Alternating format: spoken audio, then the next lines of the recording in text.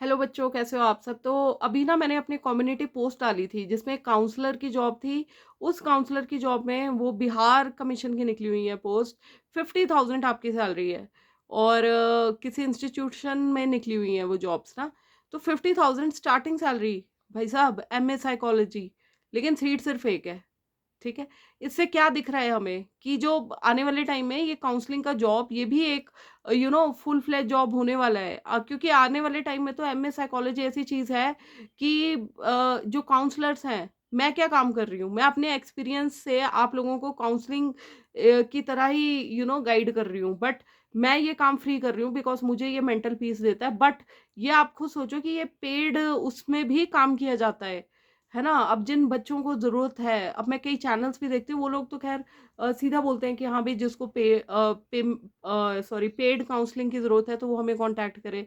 और paid counselling भी आप लोगों की सस्ती नहीं है। मैं उनका देख रही थी अमाउंट वगैरह, 5,000, 2,000, 3,000, ऐसे ऐसे पेड काउंसलिंग सेशंस होते हैं जिसमें वो आपको 1-to-1 डील करते हैं।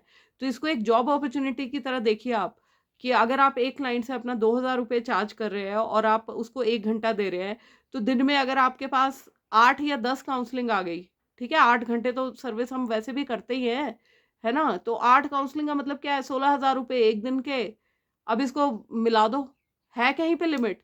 स्टार्टिंग से आपको स्लो, आप यू नो जब भी आप काउंसलिंग के जॉब में आएंगे तो रजिस्टर्ड आप काउंसलर की तरह प्रैक्टिस करते हो। एक लाइसेंस होता है जब आप एमए साइकोलॉजी कर लेते हो, जो उसके बाद आपको दिया जाता है। एंड एमए साइकोलॉजी जब करते हो तो सेकेंड ईयर में आपके पास ऑप्शंस ओपन होती है कि आप क्या करना चाहते हो। क्लिनिकल साइकोलॉजिस्ट बनना चाहते हो, या आप काउंसलर बनना चाहते हो, या फिर इंडस्ट्रियल आप उस फील्ड में जाना चाहते हो। इंडस्ट्रियल फील्ड क्या होती है, मल्टीनेशनल कंपनीज में काउंसलर की जो जॉब होती है। ठीक है। तो मेरे हिसाब से जो मल्टीनेशनल फील्ड में काउंसलर की जॉब जो है, ये अभी इंडिया में इतना ज़्यादा वो नहीं है। बट जैसे जैसे वर्क प्रेशर्स आ रहे हैं, या फिर जैसे जैसे हम कॉरपोरेट लाइफ के एक्सपीरियंसेस लोग हमसे शेयर कर रहे हैं, यूट्यूब पे आपने देखा होगा कि कितना ज़्यादा टॉक्सिक एनवायरनमेंट है एंड लोग अपनी जॉब्स छोड़ रहे हैं। तो वहाँ पे ये फील्ड आने वाली है, वहाँ पे ये पोस्ट पे आएगी फ्यूचर में। ठीक है। लेकिन जब तक ये पोस्ट नहीं आएगी तो ये नहीं सोचना है कि हम वेले बैठे रहना है। आपको अपना एक कमरे में, छोटा सा कमरा चाहिए यार आपको, छोटा सा कमरा कहीं पे भी तो वहां पे आप अपनी काउंसलिंग सर्विसेज शुरू कर सकते हो। बट वो कॉन्फिडेंस होना चाहिए, किसी को अच्छे से गाइड करना आना चाहिए, बिकॉज आपकी पर्सनैलिटी वैसी होनी चाहिए, एक हेल्पिंग नेचर भी होना चाहिए। हर चीज को अगर पैसे में तोलना शुरू कर दोगे स्टार्टिंग से, तब तो देखो, तब तो फिर फ्रस्ट्रेट हो गए। लेकिन अगर किसी को खुद से अच्छा लगता है काउंसलिंग करना, किसी की, किसी को सही एडवाइस करना, प्लस अगर उस पे साइंस आ जाए और प्लस उस पे आपका नॉलेज हो जाए, तो बंदे क्यों नहीं आएंगे आपके पास। ठीक है। तो वो आपको पैसे भी देंगे, क्योंकि आजकल हर किसी को सुकून चाहिए एंड हर किसी को चाहिए कि कोई हमारी बात सुन ले और वो हमें दो शब्द बता दे, सहानुभूति के, या फिर अच्छे शब्द बता दे, काउंसलिंग कर दे हमारी, what is right what is wrong. And people are they are willing to pay, because stress बहुत ज्यादा है यार। पता नहीं क्या क्या चल रहा है किसी की लाइफ में। एक तो एआई ने सब कुछ ही क्या क्या करा हुआ है ठीक है। साइकेट्रिस्ट को कुछ लोग अपना टैबू मान लेते हैं कि यार हम पागल नहीं है, बट हमें बात सुनानी है किसी को, हो सकता है किसी के हम शेयर कर लेंगे तो हम ठीक हो जाएंगे, है ना।